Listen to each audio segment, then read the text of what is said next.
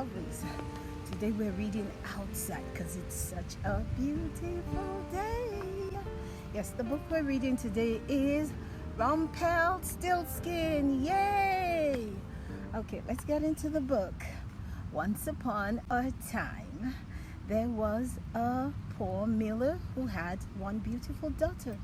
One day the king sent for the miller. When the miller stood before the king, he was rather frightened. Instead of remaining quiet, the foolish man said the first silly thing that popped into his head. "My daughter can spin straw into gold," he said. Isn't that silly? Okay, let's continue with the book. "Your daughter is indeed clever if she can do as you say," said the king. "Bring her to me tomorrow and we shall see."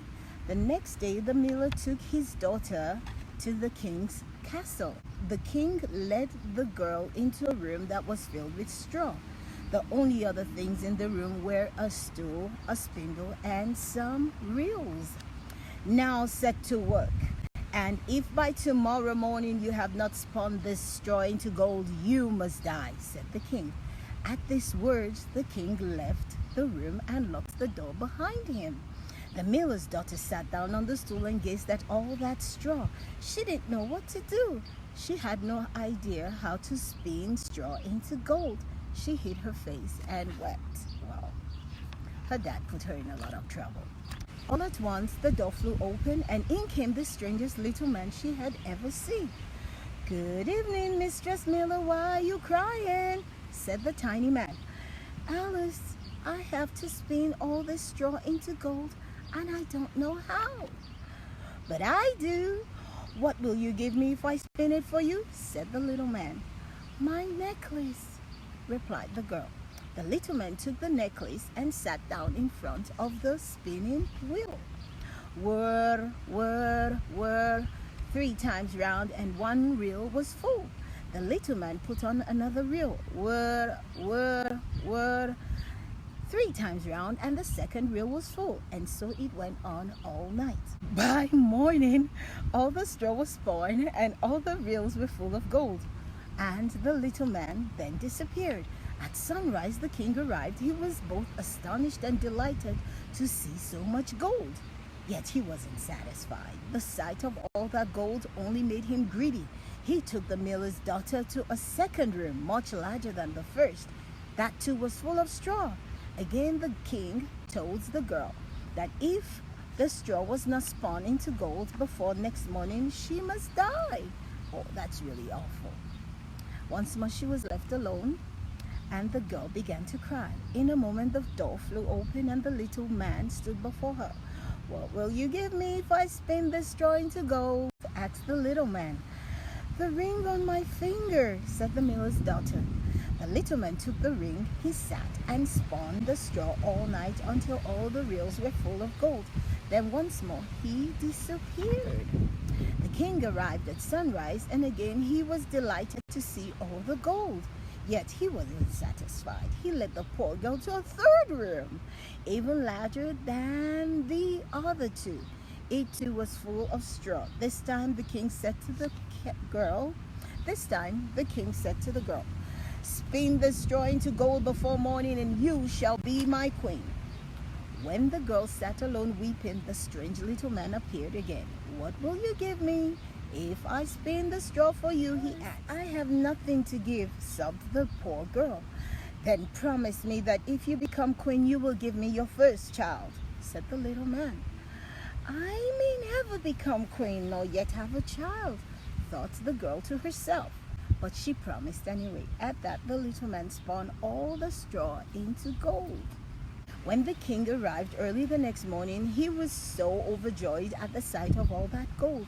He reminded himself that not only was the miller's daughter beautiful, but also that she had brought him great riches. So he kept his promise. He married the miller's daughter and she became the queen. The queen was very happy living in a royal castle. She forgot all she had promised to the little man who had spun the straw into gold. A year after they were married, the king and the queen had a lovely baby. They were both filled with joy. A few days later, the little man suddenly appeared in the queen's bedroom. "Now give me what you promised," he said to the queen as he pointed to the sleeping baby. The poor queen was horrified and clutched her baby tightly. The queen offered the little man all the riches of her kingdom if only he would release her from her promise. The little man refused them all. "A human child would be dearer to me than all the riches of your kingdom," he said to the queen. At these words, the queen wept so bitterly that the tiny man took pity on her. "I will give you 3 days, and if at that time you can guess my name, you shall keep your child," he said to the queen.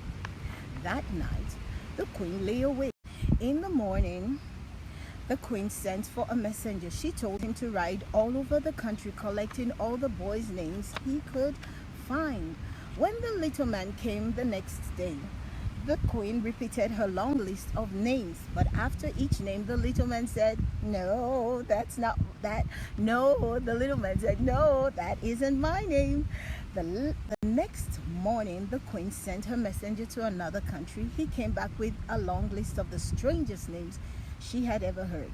The queen repeated all these strange names to the little man on his second visit. After each name, he shook his head. "No, that isn't my name." The poor queen was in despair. On the third day, it was very late when the messenger returned. I haven't been able to find any new names," the messenger said. "But as I came to a high mountain at the end of the forest, I saw a little house. In the front of the house, there was a fire burning. The strangest little man was hopping and jumping around the fire, and this is what he was singing. Although today I brew and bake, tomorrow the queen's own child I'll take.